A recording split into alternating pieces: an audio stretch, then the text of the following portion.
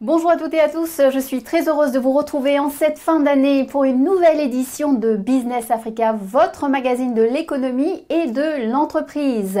Tout de suite, voici les titres. En Guinée, le métier de tisserand se transmet de père en fils, une puissante tradition qui a réussi à devenir un rempart économique contre les risques de la mondialisation. Nos grands-parents ont commencé à porter ça avant l'arrivée des Blancs. Donc cela veut dire qu'on était civilisés avant les Blancs. Ok, on avait les bonnets, on avait les chaussures, c'est la fierté de l'Afrique. Business du recyclage des déchets, création d'emplois. Une entreprise camerounaise a trouvé la solution gagnante contre la pollution. Là où il faut des grands moyens pour le faire, réduire à des moyens qu'on peut trouver localement. Je pense à la collecte manuelle, au tri manuel, à la collecte par tricycle, sensibilisation de porte en porte, des méthodes qui peuvent marcher en Afrique. Créer des applications mobiles sans coût exorbitant, c'est possible à Nairobi grâce à des solutions innovantes. En fait, je me suis aventuré dans le no-code pendant la période où la pandémie a frappé. Nous avons été enfermés dans nos maisons sans rien faire. En Guinée, tisserand est l'un des plus vieux métiers du continent qui résiste toujours au temps et à la mondialisation. À la baie, à plus de 300 km de la capitale guinéenne, on compte de nos jours plusieurs pratiquants qui confectionnent des pagnes made in Guinea appelées lépi. Ce produit local est actuellement très prisé par les Guinéens. Passer maintenant le flambeau à la nouvelle génération est le combat de ces artisans au moment où ce métier devient moteur de croissance et d'avenir dans le pays. Reportage de Sayon Kourma. En Guinée, les concepts produisons et consommons guinéens de plus en plus appliqués. À l'origine de cette révolution culturelle, des tisserands. Ce sont eux qui créent cette issue made in Guinée, aujourd'hui arborée avec fierté partout par les Guinéens. À la mode, ces pagnes fabriquées par les artisans du pays font l'objet d'une forte convoitise. Nos grands-parents ont commencé à porter ça avant l'arrivée des Blancs. Donc cela veut dire qu'on était civilisés avant les Blancs. Ok, on avait les bonnets, on avait les chaussures, c'est la fierté de l'Afrique. Un retour aux sources qui fait aujourd'hui les affaires des artisans locaux, à l'image des Pétés ici à la baie. Dans cet atelier des tisserands, Pété Diallo et compagnie se tirent d'affaires grâce à ce business. Un métier que cette famille a jalousement gardé en Guinée pendant des siècles.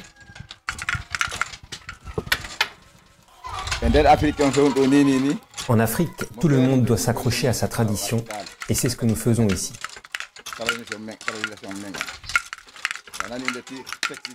Ce n'est pas la mondialisation qui va nous faire perdre nos valeurs ancestrales. Sinon, en Europe, il y a des usines. Mais ces Occidentaux viennent chez nous pour acheter nos pagnes, parce que c'est traditionnel et authentique.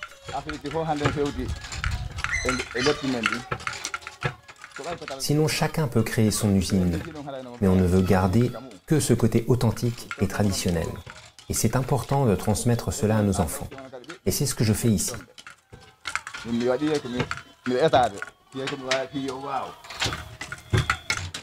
Grâce à cette activité, les Pétés cumulent aujourd'hui un chiffre d'affaires mensuel de 7 millions de francs guinéens, soit 2 fois le salaire mensuel net d'un conseiller de ministre en Guinée.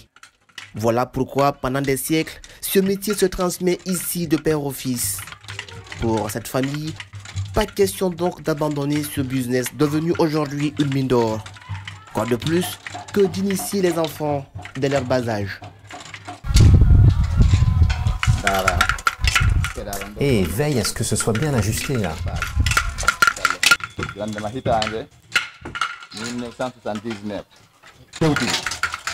J'ai commencé à tisser depuis 1979. J'ai appris à beaucoup de personnes et je ne veux pas mourir sans que mes enfants ne puissent le faire parce que c'est ce qui nous arrange.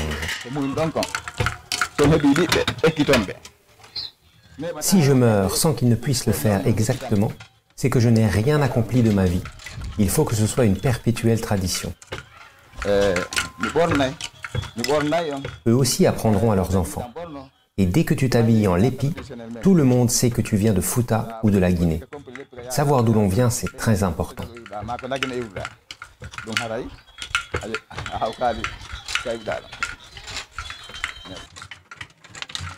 Avec une habileté hors du commun, père et fils assemblent jour et nuit ces nombreuses couleurs de fil pour en faire de magnifiques tissus. Pété s'autoproclame même défenseur de la culture guinéenne. Je peux enseigner à qui le veut pour ne pas que la tradition disparaisse. On reconnaît un Peul par ses textiles, le lépi et le ngara.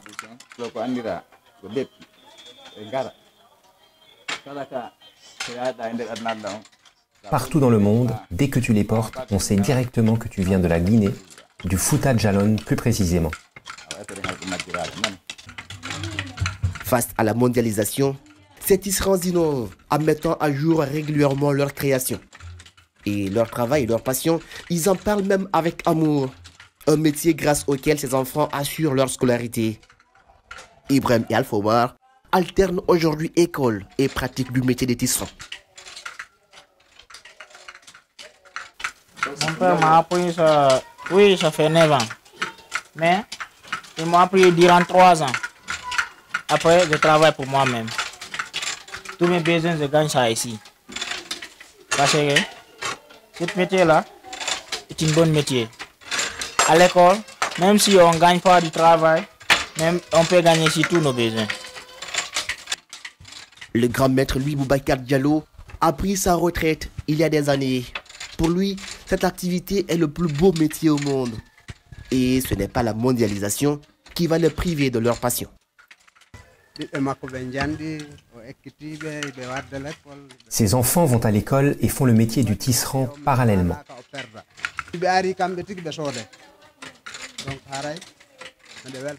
On ne veut pas que ce métier-là disparaisse. On ne veut pas attendre ce qui vient d'ailleurs.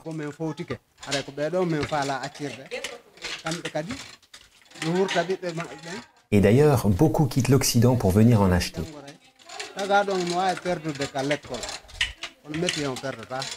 Nos enfants peuvent aller à l'école et tisser parallèlement. Ces enfants peuvent ne pas réussir à l'école, mais ici, ils vont toujours gagner quelque chose. Et pour accompagner ces artisans dans leur combat pour la sauvegarde des valeurs culturelles guinéennes, le salon des productions locales a récemment été initié à Conakry. La démarche vise à promouvoir le travail des artisans du pays dans ce contexte de mondialisation. Juste après le salon des productions locales, Pété a eu l'opportunité pour la première fois d'exposer ses œuvres à la première édition de la foire régionale de l'Abbé, 3e ville du pays.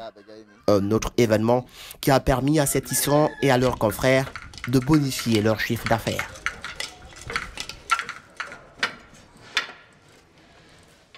Pas d'union monétaire en vue pour la région d'Afrique de l'Est. C'est la conclusion sans appel de Pantaleo Kessi, chef économiste au secrétariat de la communauté d'Afrique de l'Est. Un groupe de travail a proposé de retarder l'application du traité de l'Union monétaire est-africaine de 2024 à 2031. La raison, les protocoles d'union douanière et de marché commun ne sont pas encore appliqués et les pays membres sont loin d'avoir tous atteint les critères de convergence macroéconomique. Plus au sud, c'est l'inquiétude en Afrique du Sud où, comme dans de nombreux pays, la pandémie Covid a compromis les autres campagnes de vaccination. La nation arc-en-ciel enregistre depuis la fin de l'été une épidémie de rougeole qui s'est déplacée dans 4 foyers régionaux différents. Au moins 367 cas ont déjà été dénombrés.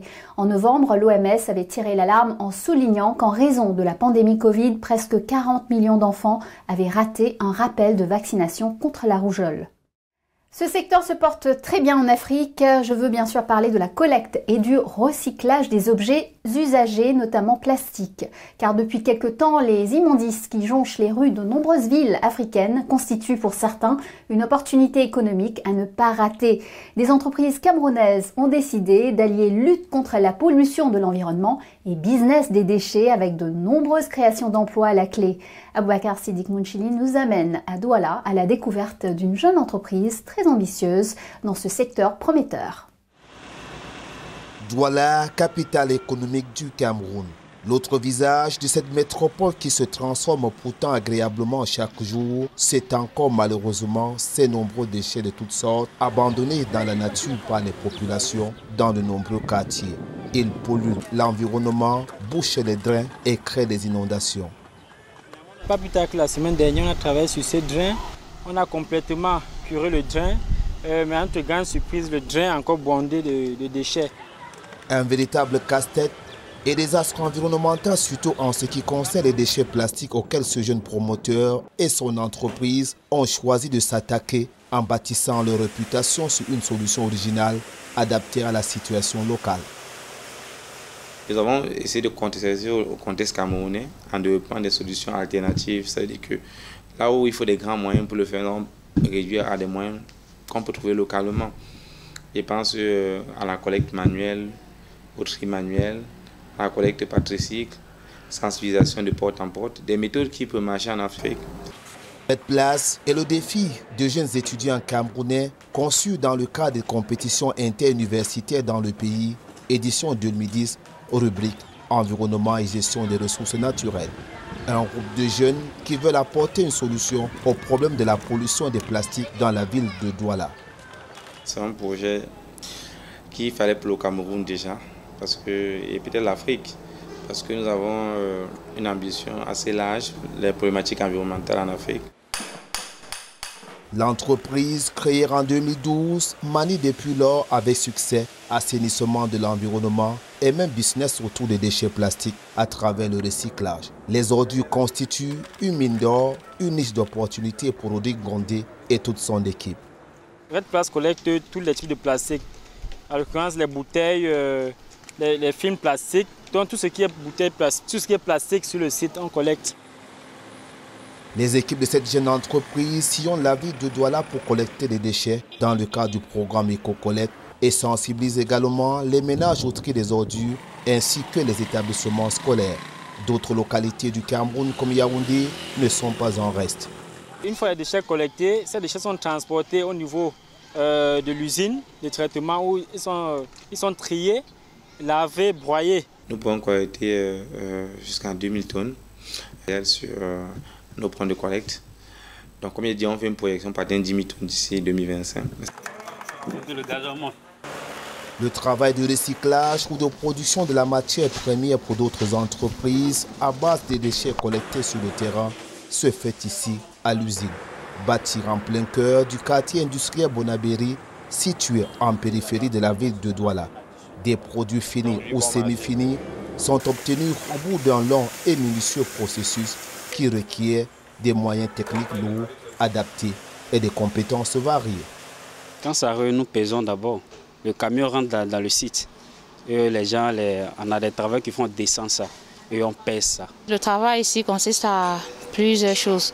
Nous avons la fabrication des pavés, nous avons le tri des matières, nous avons le broyage, nous avons le pesage. On a beaucoup de travaux à faire. La main-d'œuvre de Red Place est essentiellement jeune. Pendant les vacances, l'entreprise lance même parfois des grandes opérations ou caravanes de collecte des déchets à l'intention des jeunes scolaires ou universitaires avec le concours de nombreux partenaires, des municipalités, des entreprises ainsi que d'autres acteurs engagés dans la lutte contre la pollution des villes et la préservation saine de l'environnement. Ces opérations de collecte leur permettent de gagner de l'argent pour mieux préparer la rentrée des classes en devenant des défenseurs de l'environnement et de véritables chasseurs des déchets plastiques. Elles leur donnent aussi la possibilité d'apprendre plein de choses, comme dans le cas de ces ouvriers d'usine. À travers ce travail, j'ai appris beaucoup de choses que je n'avais jamais su dans ma vie. Comment transformer les produits, les déchets déjà abandonnés en produits finis. et les rendre en pavé, les transformer en produits qu'on peut encore utiliser. Je suis vraiment très émue de mon travail. Red Place a de nombreux clients, des entreprises qui prennent de la matière première, les produits issus de la transformation sortis de cette usine pour la fabrication de plusieurs autres produits encore, comme entre autres les tuiles, les chaises, les tables en plastique, les bacs à ordures et la liste est très longue. Nous faisons des produits, les granulés qui sont des matières premières pour l'industrie, en remplacement des matières premières faites à base du pétrole. Le besoin des industriels camerounais en termes de granulés est à près de 50 000 tonnes par an. Nous ne pouvons que produire, malheureusement, pour l'instant, 1000 tonnes.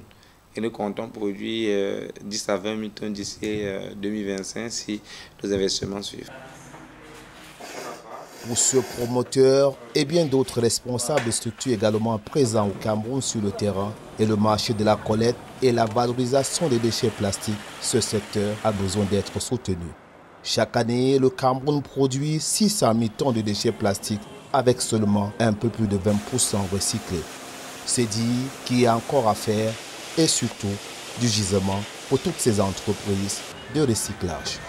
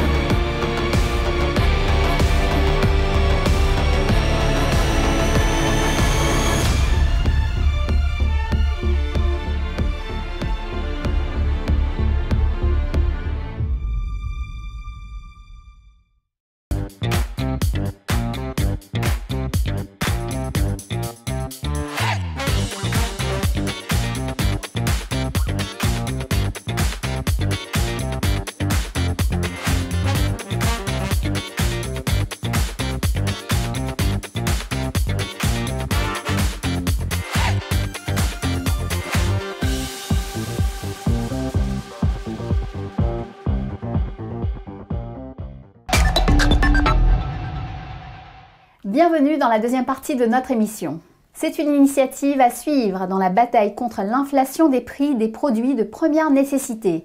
En Côte d'Ivoire, le gouvernement vient juste de lancer la construction de 40 marchés de proximité à un coût de 10 millions de dollars. L'objectif est de lutter contre la vie chère en assurant aux habitants un approvisionnement de qualité en produits vivriers locaux tout en augmentant de 20% les revenus des paysans producteurs. La Chine vient d'entamer la construction du nouveau siège de la CEDEAO à Abuja, au Nigeria. C'est un chantier de 32 millions de dollars qui va abriter les 3 composantes clés de l'institution régionale. La commission de la CEDEAO, sa cour de justice et son parlement. Après la construction du siège de l'Union africaine à Addis Abeba à partir de 2012, la Chine n'a cessé de remporter des contrats de chantier émanant d'importantes institutions du continent. Elle finalise actuellement le siège de CDC Africa dans la capitale éthiopienne. Le Cameroun est bien décidé à accélérer l'expansion des énergies renouvelables et du numérique. Le gouvernement vient de signer 2 accords d'un montant avoisinant 90 millions d'euros en vue d'obtenir des prêts d'institutions financières internationales. Parmi les projets sur la table, l'électrification rurale par système solaire photovoltaïque et l'éclairage public dans 9 régions du Cameroun, mais aussi le financement du projet d'accélération de la transformation numérique au Cameroun, le PATNUC. Et justement, de l'autre côté du continent, la question du développement du numérique ne se pose plus. Kenya, Nigeria, Afrique du Sud sont en tête d'un nouveau mouvement centré sur la technologie sans code pour la création d'applications mobiles. Ces applications accessibles à portée de smartphone coûtent habituellement très cher à développer, mais la technologie dite low-code ou no-code permet d'économiser ses coûts et de créer des applications sans coder ou presque. Explication à Nairobi avec notre journaliste Edwin Kariuki.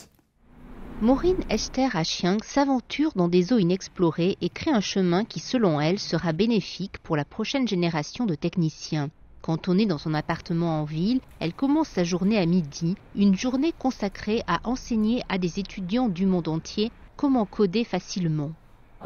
Seulement 0,3% de la population mondiale peut créer des logiciels aujourd'hui, ce qui laisse 99,7% du potentiel mondial gaspillé. Et c'est pourquoi NoCode a un fort potentiel, car il permet aux acteurs non-tech du no-code de contribuer dans l'univers des nouvelles technologies.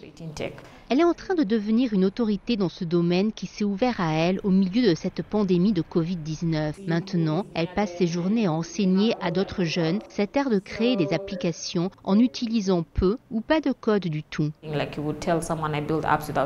Si je dis à quelqu'un que je crée une application sans écrire une seule ligne de code, il vous regarde en vous demandant « mais comment vous faites ?»